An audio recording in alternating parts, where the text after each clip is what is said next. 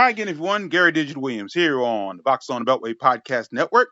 And the Box on the Beltway Podcast Network can be heard, as always, on Spreaker.com, iHeartRadio.com, Stitcher.com, also on Google Podcasts, Podcast Addict. It's on Stitcher and well as TuneIn. And as always, you can go to Alexa. If you have Alexa, you can say, "Hey, Alexa, play Boxing Along the Beltway," and it comes right up. And you can also be heard on YouTube as well. And this week, we've got a lot to get to, believe it or not, this week. We've got two Beltway boxers involved in some pretty big bouts in the next couple of weeks. We're going to talk about that. We're also going to give you part two of my favorite Beltway boxing bouts in my career. And we're also going to pay tribute to a man who I think has probably helped me as much as anybody's ever helped me in my entire career of covering boxing. And I never met the man in person. Never did. We'll talk about that this week. The Boxing Beltway Podcast Network brought to you as always by Real Time Pain Relief. From boxers to ballerinas for shoulder pain and muscle strain, everything between, Boxing Along the Beltway recommends Real Time Pain Relief, natural, plant-based, safe, fast, and effective ointment, and now endorsed by former world heavyweight champion George Foreman, who asks you to try his knockout formula. And if you go to freepainoffer.com, buy $10 worth of real-time pain relief, you get a free $10 tube of real-time pain relief. Rub it on. The pain is gone in real time. And buy DeborahSpears.com. She has great weight loss tips and great jewelry. Great training methods as well on Deborah, Debra Spears.com. Well, in the next couple of weeks, we have a couple of Beltway boxers who, again, are in some very big bouts for them.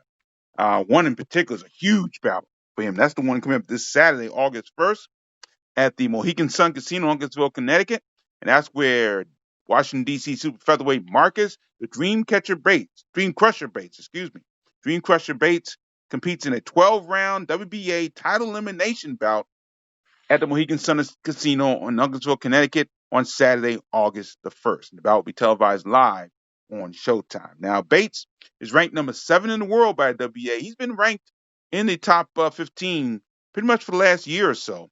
His current record, 11-1, 8 KOs, and he's going to try to avenge his only loss when he faces the undefeated Rais the Beast Aline of Las Vegas, Nevada, by way of Muskegon, Michigan. And he is 16-0, and 10 of his wins are by knockout. Now, the two met on April 6, 2018 at the 2300 Arena in Philadelphia, Pennsylvania. Aline won that bout by 8-round unanimous decision. It was a late addition for Bates. Bates had not really prepared, I think, for that bout. And quite frankly, he hadn't really prepared for this one, I guess. I mean, I guess he's been in shape. I assume he has been. But he's taking this bout on basically 3 days' notice. And that's the reason why he's taking a bout on 3 days' notice. A lot went on in the last couple of days. First of all, Rais Aline was not supposed to take on Bates originally. He was scheduled to take on Tremaine Williams. That was in the co-feature. By the way, this bout's on Showtime. This card's on Showtime. And Aline was scheduled to face Tremaine Williams in the co-feature, but Williams ended up being in the main event against Angelo Leo, and that was because Leo's scheduled appointment, Stephen Coolboy Fulton, he tested positive for COVID-19.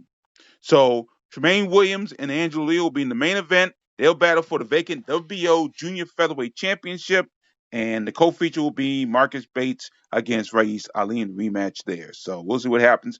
Both the guys have been on a roll since that last bout in April 2018. Bates has won three bouts in a row. Aline has won 5 straight.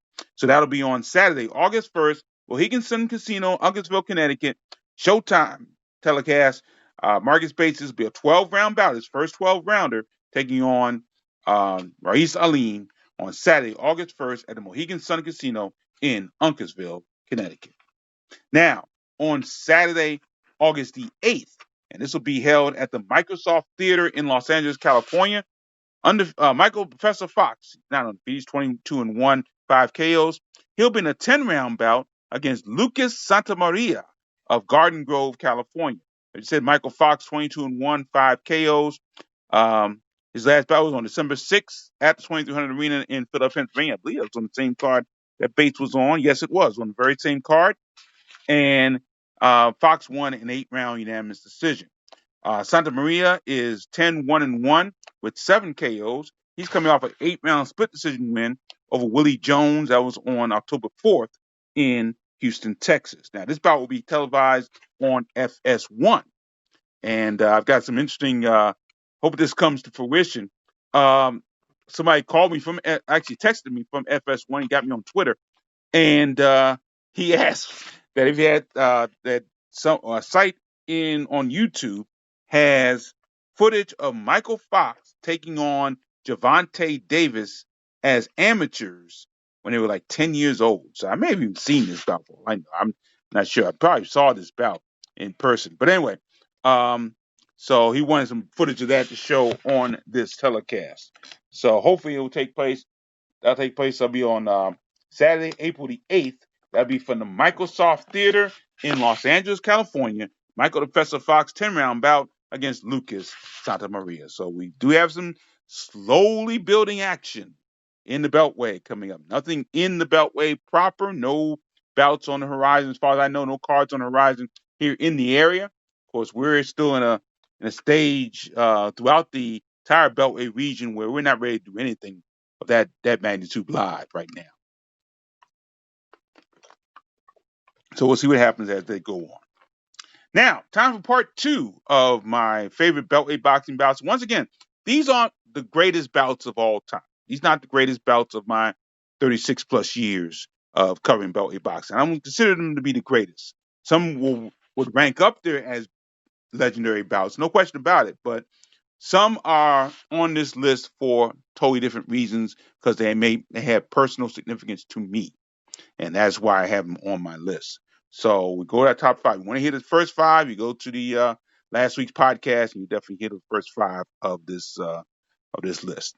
Now let's start at number 5. Number 5 takes us to September 20th, 1994, at the DC Armory. This is one of the best crossroad bouts in Beltway boxing history.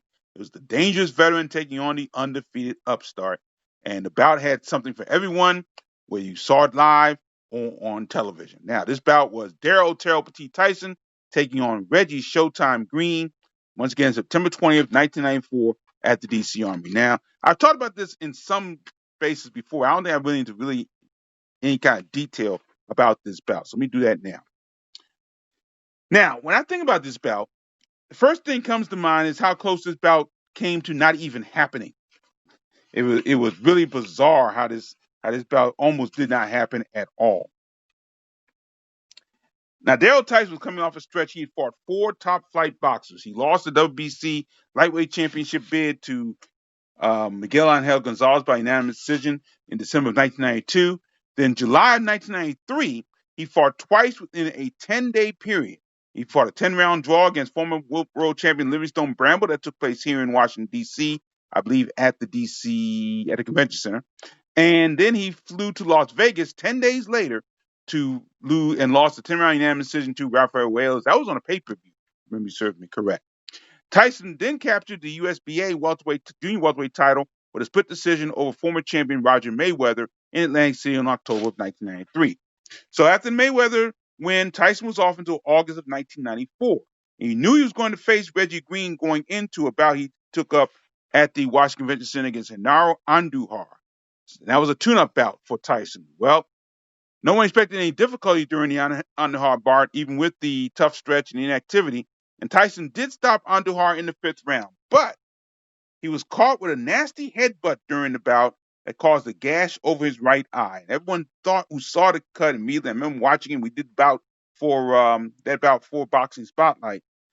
Really seemed to realize that the bout against Green may be in jeopardy. It looked terrible. But Tyson's reaction after the fight was over was unlike anything I ever considered seeing the stoic Daryl Tyson doing. Tyson's entrance song was Busting Loose, the great song by Chuck Brown and the Soul Searchers. And it was blasting in the background, but Tyson went into this real wild dance around the ring, so uncharacteristic of him.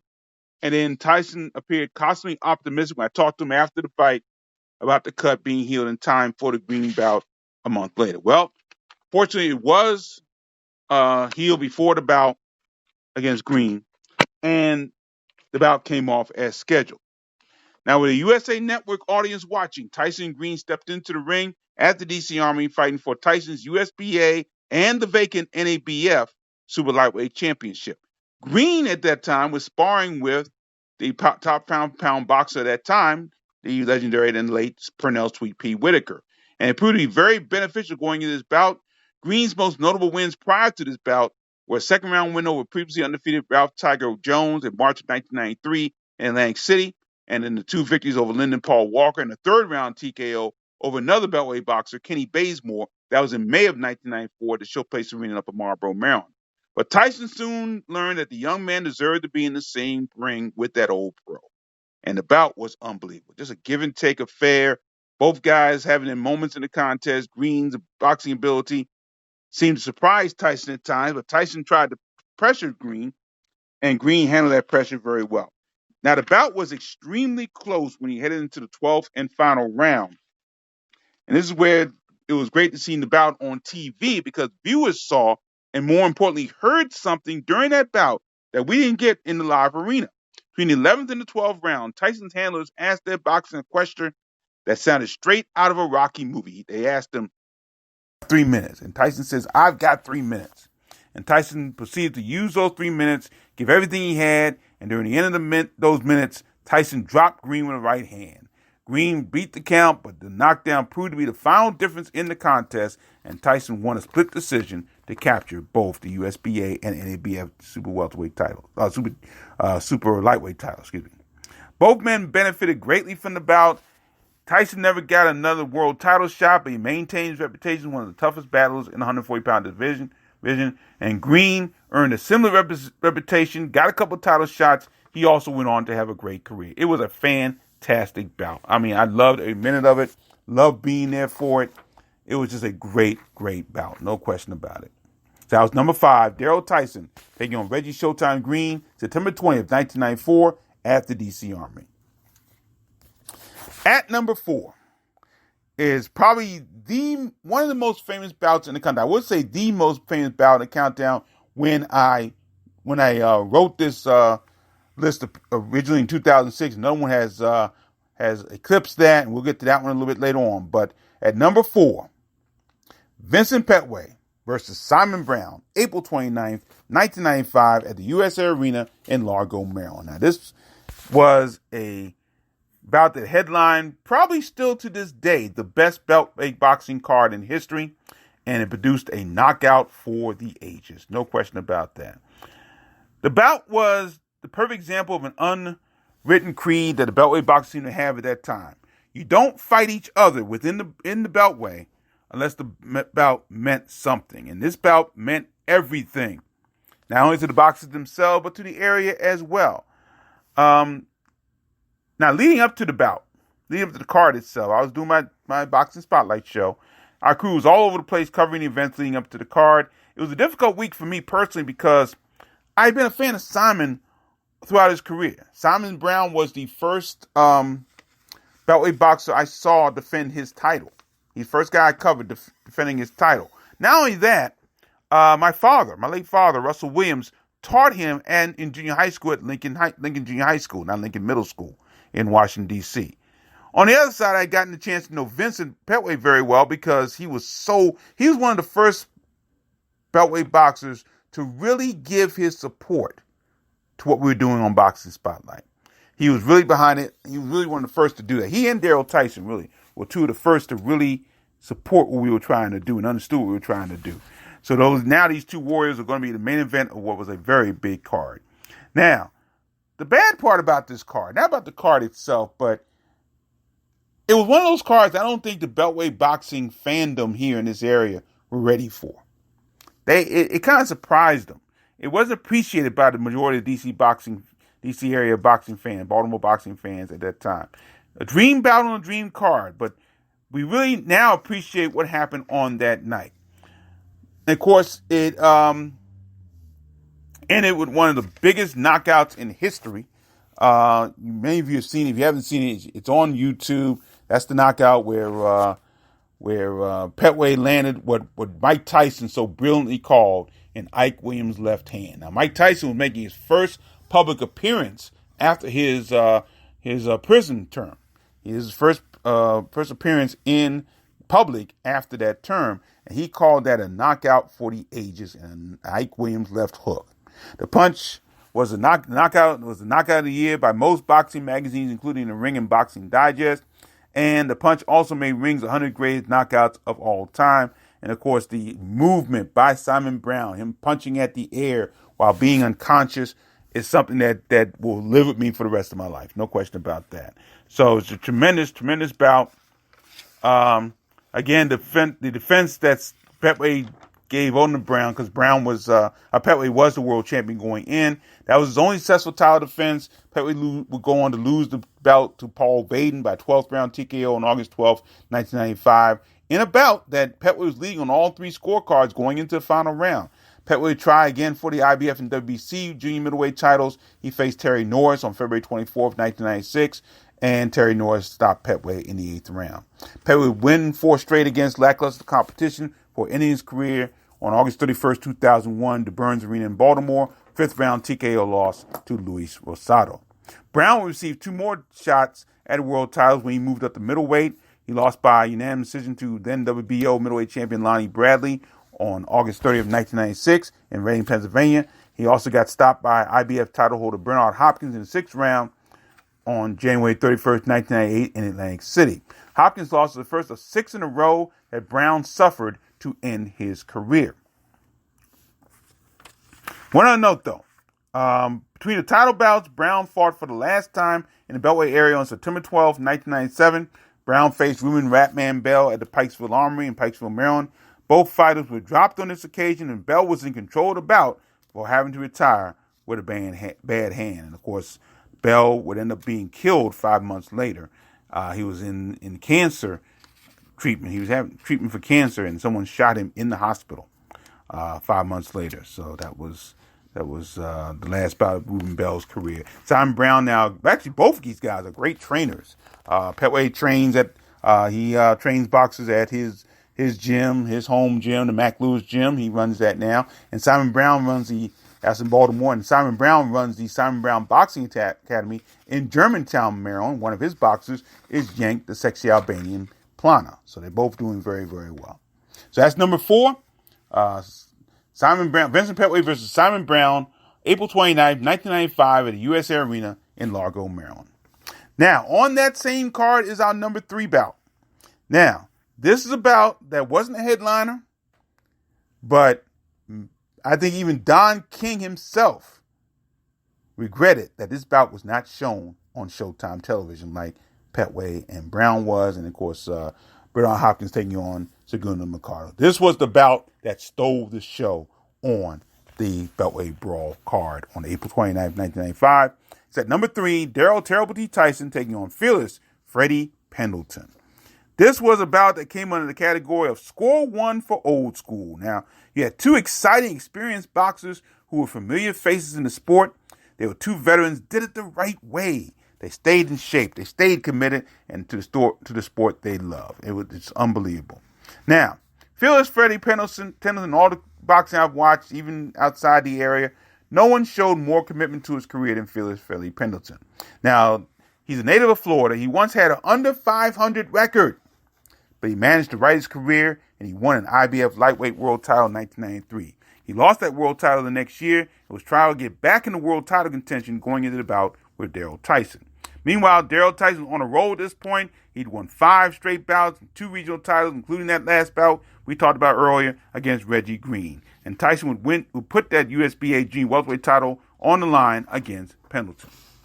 Now, by this time, as I said, I was working on Boxing Spotlight. We were getting a solid reputation not only around the Beltway, but around the country as well. And our reputation was such that when a card was nationally televised, Boxing Spotlight was allowed to videotape the undercard and show it on tape delayed basis. We did that for the show at the Showplace Arena that featured Keith Holmes and Andrew Council. We did that for one of these couple of shows at the DC Armory. That's why, unfortunately though, our hope was to convince Don King Promotions and Showtime to allow us to videotape the undercard because it was loaded with Beltway Boxers. We had about 10 Beltway Boxers on the card. Unfortunately, they didn't see it our way. And I understand that, that's the way it goes right there. And that's why there's no footage of truly one of the better bouts in Beltway boxing history, as well as one of the best undercards, if not the best undercard in Beltway boxing history. The bout itself, Daryl Tyson and Freddie Pendleton, was an absolute classic. Both men were knocked down during the bout. Contest became a war of experience and attrition, and both guys had it. Fans knew that both men couldn't last the full 12 rounds, but unfortunately the Beltway boxing fans, it was Tyson that withered in the 10th round on the barrage of Pendleton punches, and the bout was stopped. So again, both Don King and Mike Tyson, who was working color commentary for the Showtime telecast, now again, his first public appearance since his release from prison, they both mentioned how great the bout was on air, in the post-fight interviews, in the post-fight commentary. They both mentioned how great that bout that no one else saw unless you were there. They mentioned how great that bout was. That's the tough part about that one. Neither man was able to win world titles after this bout, although Pendleton received 2 more world title bouts after this contest. He was stopped by Vince Phillips in the 10th round in December of 1997 for the IBF Junior Welterweight title, and by James Page in the 11th round in July of 1999 for the WBA Welterweight title. And of course, Daryl Tyson is now a fantastic trainer in the Beltway in DC area, actually. So that's number 3. Daryl Tyson taking on Freddie Pendleton on April 29th, 1995 at the USA Arena. Now, the bout at number 2 stood at number 1 for the longest time. Ever since I wrote this 2006, it stood at number 1 for 5 years. Until the bout that I have at number 1 eclipsed that. And it's a bout that, it's one of those bouts that it was not definitely one, it probably on this list is probably the least famous bout I have on this list. But I tell you something, this bout did so much for me in my career going forward that to this day it is still, out of all the bouts that I have called on Boxing Spotlight, Friday Night at the Fieldhouse, and other items here on the podcast, doing the live podcast broadcast on the from different cards around the area.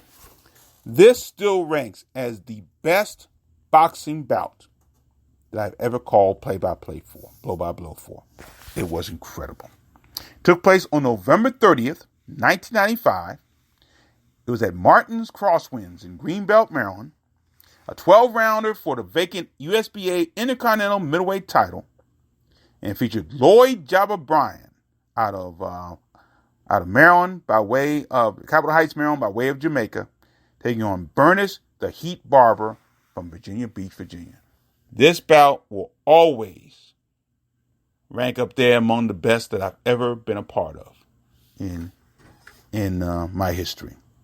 Now, it was incredible, another war of attrition, and we televised it on Boxing Spotlight. Now, at this point, it was a lot of things have been going on with Boxing Spotlight. Boxing Spotlight had been very, very successful, and we ended up having a 2-hour time spot on what was then known as Home Team Sports, which is now known as NBC Sports Washington, and the show expanded from 1 to 2 hours. So we were kind of on a roll here, and we decided with this bout coming up, we knew about the bout and well in advance, and we decided on the Boxing Spotlight staff to really, really build it up huge. We went ahead and went to Jabba Bryan's gym. We interviewed him here. We couldn't go down to Virginia Beach, unfortunately, but went to Jabba's gym at that time. Did pre-fight interviews with both guys, and we had the background, and we had highlights from their bouts. We had seen Bernice Barber before. Of course, we had seen Jabba Bryan before a number of times. He was the key boxer for one of the key promotions here in the area. So he was really a great bout, no question about that. We ended up studying tape on both guys, find out what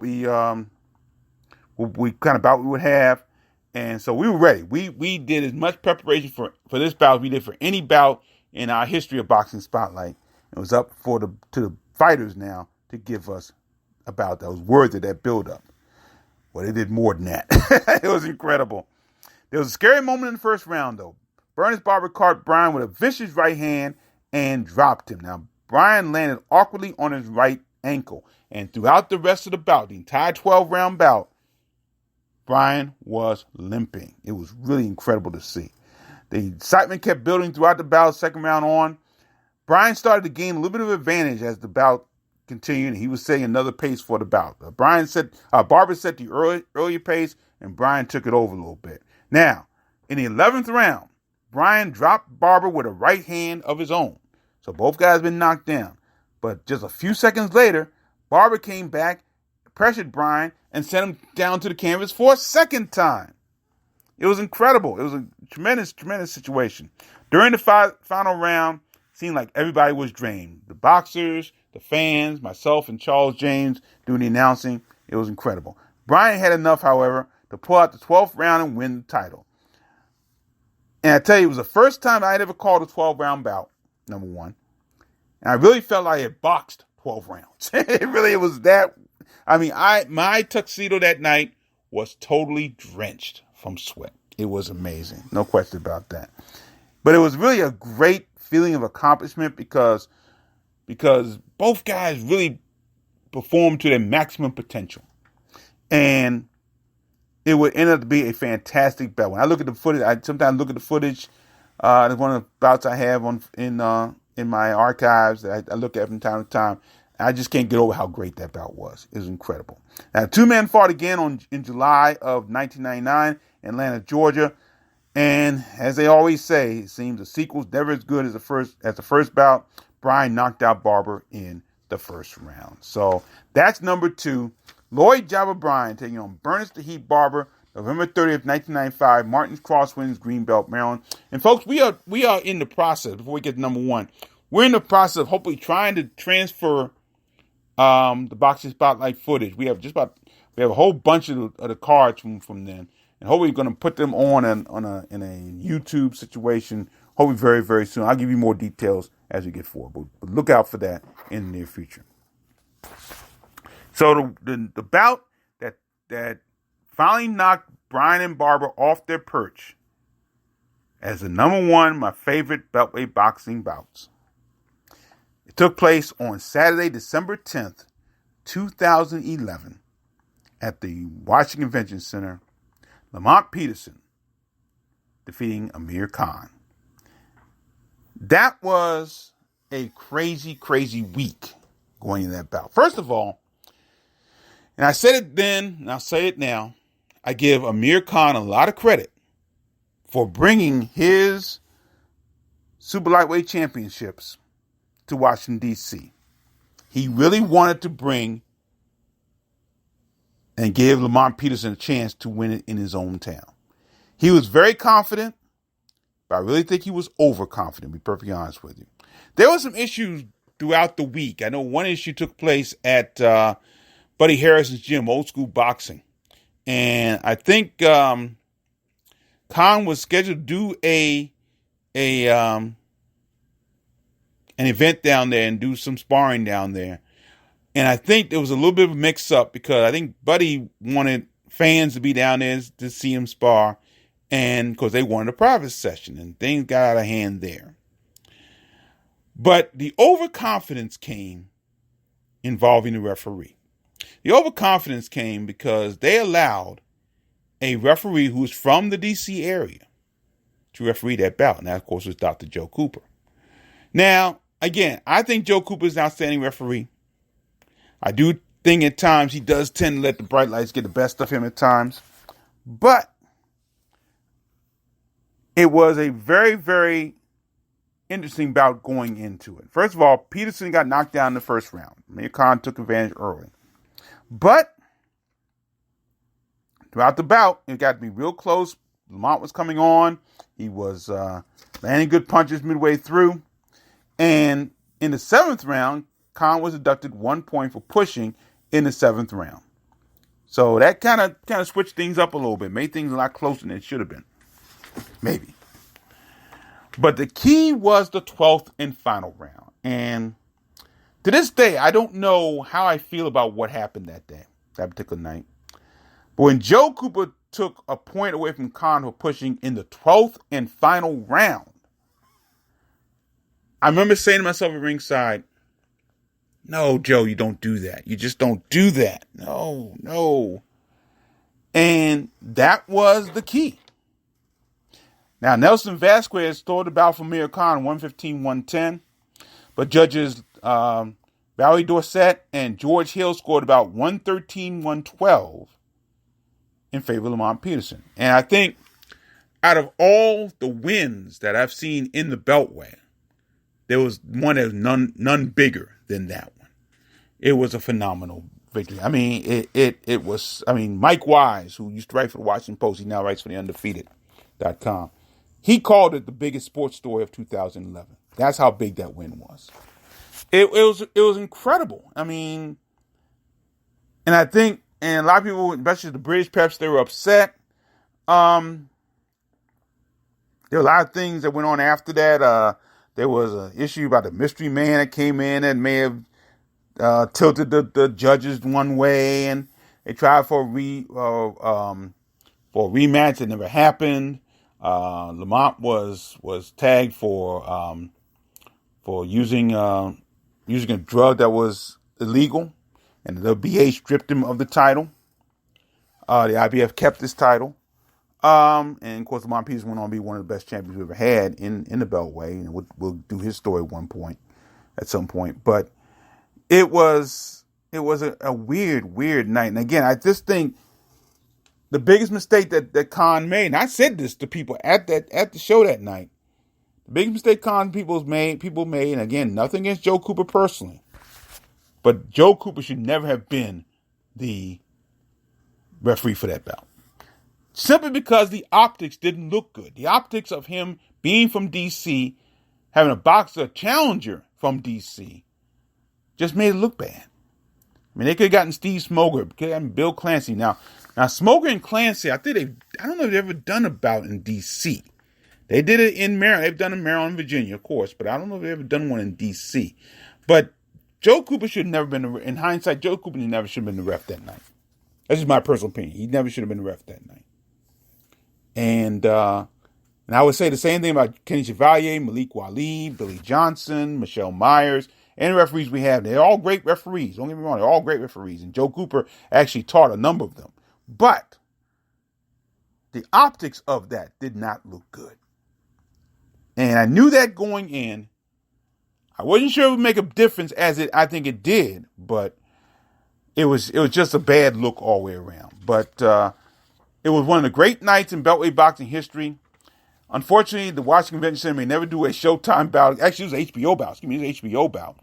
And it's the last time HBO has been in D.C. since then.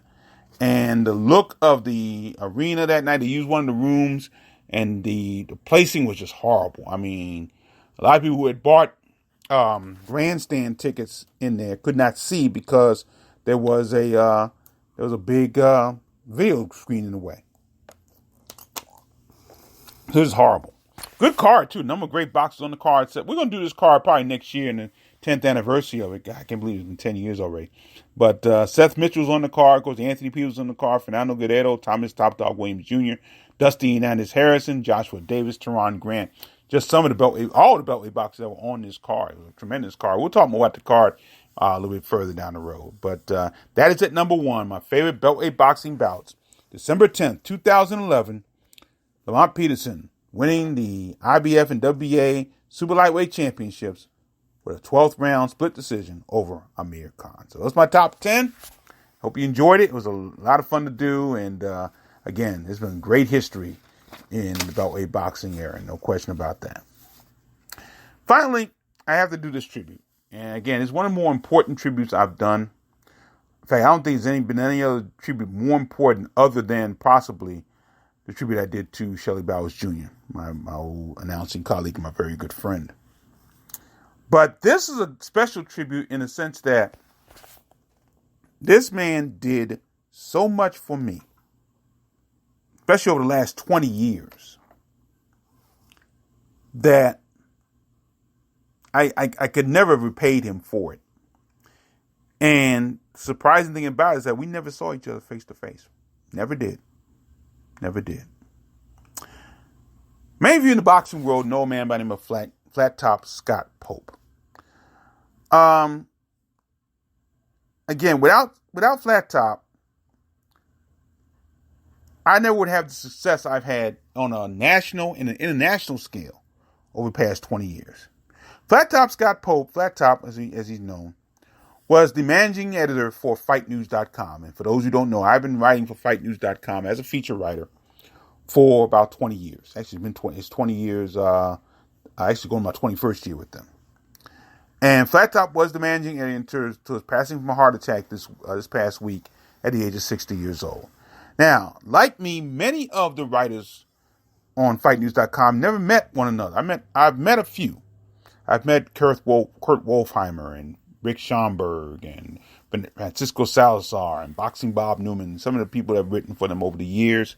Of course, a number of people have worked with me over the years with in the D.C. in the Beltway area, guys like Brad Berkowitz, Kersey Schecktar, and of course Julian Bergauer and Steve Price have all been my co-workers in the Beltway. But I've kind of been the lead on the Beltway section. But unless you live on the West Coast, which is where both Flat Top and the editor and publisher of the site, Carl Freitag, live, I've never met Carl either. Now I think about it, I've never seen Carl Freitag before. I've seen a picture of him. That's more I can say for Flat Top. I've never even seen a picture of Flat Top Pope. But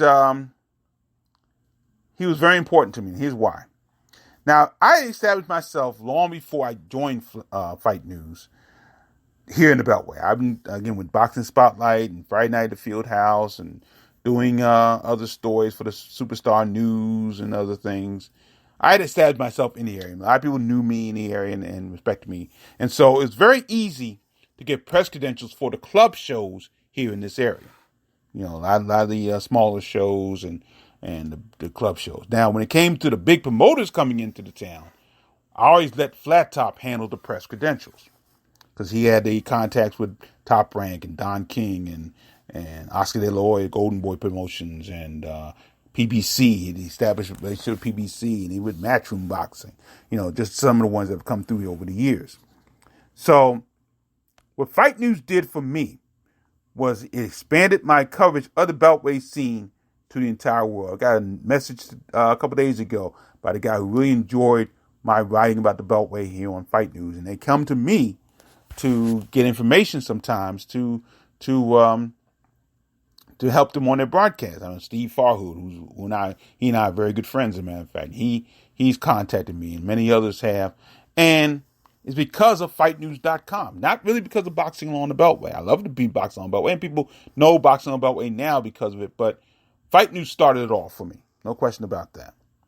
And Flat Top was my point of contact with him handling the press credentials for the big shows. And truly, here's the big key. He truly fought for the reporters and photographers to get the best seats at ringside. It was amazing sometimes. I'd be in awe sometimes. I'd come to an arena and I'd see, of course, the Washington Post, Gene Wang, my buddy at the Washington Post, Tom Lavelle at the Washington Times, Dan Raphael would always be there when he was at USA Today or ESPN. He always had that stroke. And he deserved it. No question about it. Steve Kim now gets it as well. Steve Kim's been around a long time, so he gets it. But then you see me, I'm right alongside of them sometimes, or very close to them. And that felt great, because a lot of sites wouldn't have that stroke. They didn't have that stroke. And he was truly invaluable. He would try to get our photographers, whether it be especially Mike Greenhill, especially Treen Gwen, who used to live in the area, now lives in California. He would get them to do this. It was incredible. And because of that, my personal reputation in the boxing scene worldwide, expanded at least tenfold. It was results of that, no question about that. And sometimes Flat Top respect me enough to sometimes help other reporters get established. For example, he sent me to Dover, Delaware, to Dover Downs to do a card, and it was I was there primarily to break in a reporter named Rick Schomburg, who's a good friend, and I broke him in. That was his first bout that he covered for Fight News, and a couple Beltway Boxers won that card, so that helped out. So it was great. It was great to be there, to have that trust from him. And he actually gave me press credential. One was a press credential. One was a ticket to see two of the bouts at the middleweight championship series between with Bernard Hopkins, Keith Holmes, William Joppy, and Phyllis Trinidad. I saw the Joppy Trinidad fight. I saw that. I got a ticket for that one, and I got press credentials to see Hopkins and Trinidad. And again, I wasn't covering that area, but he thought enough of me to say, "Hey, you want a ticket? You want credentials? We'll give you that. No question about that." I went up to Madison Square Garden twice to see those bouts. It was a great time. Even though the Joppy Trinidad bout, I had a severe headache that night, so I couldn't enjoy as much as I wanted to. So I got a chance to really enjoy it watching Hopkins Trinidad. Again, I think Bernard Hopkins would put one of the greatest performances on I ever saw. But now, what I did know, what I found out over the 20 years, was that liking Flat Top was an acquired taste. I'll leave it at that. He would tell me stories, and other reporters would tell me stories, how Flat Top wasn't fondly loved in covering boxing. In fact, I was looking back, and it turned out that Flat Top, actually Carl Freitag, seemed to have banned Flat Top from covering a bout. He got into a major squabble with somebody, and it caused him not to be able to work any bouts anymore. That's why he had not covered a card since almost he started with Fight News in 1999. So it was really, really tough, and a lot of people just didn't like him. They said, "Oh, you work for Flat Top. Oh, well, I won't hold it against you." They liked me, but they didn't like him. But that was just the way it was. And even when I talked to him at times, he used to call me a lot, and I'm gonna miss that, no question about it. But our personal conversations against certain things would be heated at times. There were times where I didn't think things were going well for me, and it would get heated between us. Always civil, but heated. It was always civil, but heated. And the reason why I was civil, but heated but civil, I should say, was because I understood that this was Flat Top's life. This was what Flat Top, he had another job at one point. He ended up quitting that job. He made Fight News his life. And especially as his health declined a little bit, it ended up being his life. And he really wanted to make what he considered, and I consider still, the number one boxing website in the world, fightnews.com. So I understood where he was coming from, and I wanted that same goal. I wanted Fight News to be the best it could possibly be as far as the worldwide boxing scale is concerned. Our interesting conversations came outside of boxing, I should say. Because Flat Top's life seemed to be an open book. And he didn't mind sharing some of those chapters with you. And I'm gonna talk about this openly because he did it openly. And he talked not only with me, but every other reporter who was there to listen on the FightNews.com staff. He had been in prison. He had a marriage that didn't go well.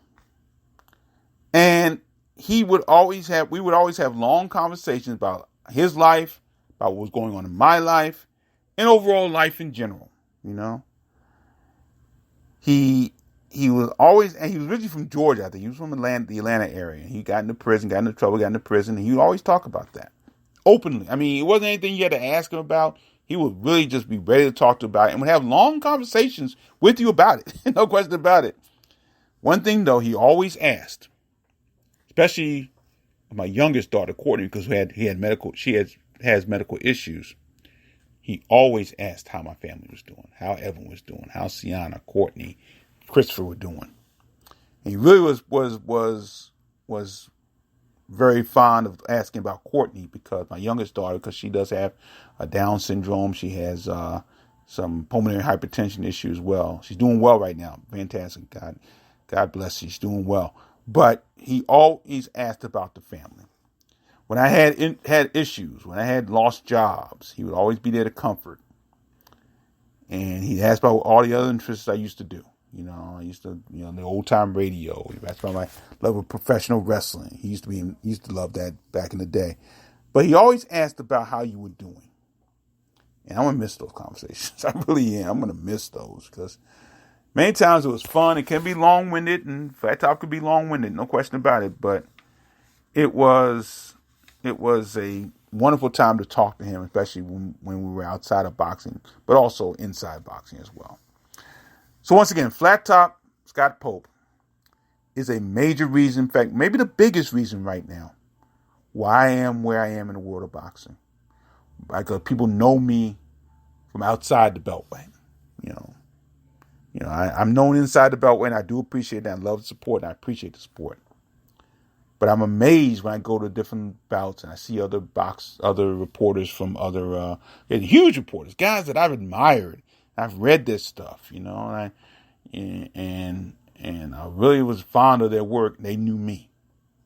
That really, really felt very good. And Flat Top and Fight News, if they're not the main reason for it, is definitely one of the biggest reasons why that is the case. And I don't know who's going to take that role over. I don't want it. Managing editor, trying to get all the promotion. I couldn't do it because I don't know if anybody will be able to do it with the passion, with the talent and the enthusiasm that Flat Top did. And I'm going to miss him. I mean, it's going to be real tough. I still have his number in my phone, as I do with some of the people that have gone on. They really impacted me. And I don't know what we're going to do. I just hope we can, hope this COVID-19, hope we can get a chance to kind of recalibrate what's going on and take it from there. But it's going to be tough going forward without Flat Top. I'm going to miss him. So that's my tribute to Flat Top Scott Pope, the managing editor of Fight News, who passed away last week, actually, at the age of 60 years old, died of a heart attack. So my best wishes to his family and to all of us on Fight News. And our deepest condolences, no question about that. So that will do it here for another edition of Beltway Boxing on the Boxing on Beltway Podcast Network. By the way, the blog today, as we record this, is celebrating its 15th anniversary, heading into our 16th year of covering boxing on the Beltway. So we're really proud of that, no question about that. Boxing on Beltway Podcast Network brought to you by Real Time Pain Relief. Go to realtimepainrelief.org and visit George Foreman's knockout formula for real-time pain relief. Rub it on. The pain is gone in real time. And by DeborahSpears.com. Great weight loss tips, great jewelry, great training methods at Deborah, Debra Spears.com. Thanks for joining us. I'm Gary Digital Williams. Mind you, as always, keep supporting us. The best boxing in the world. The boxing along the Beltway. Thanks for listening. Staying with us. Take care, everybody.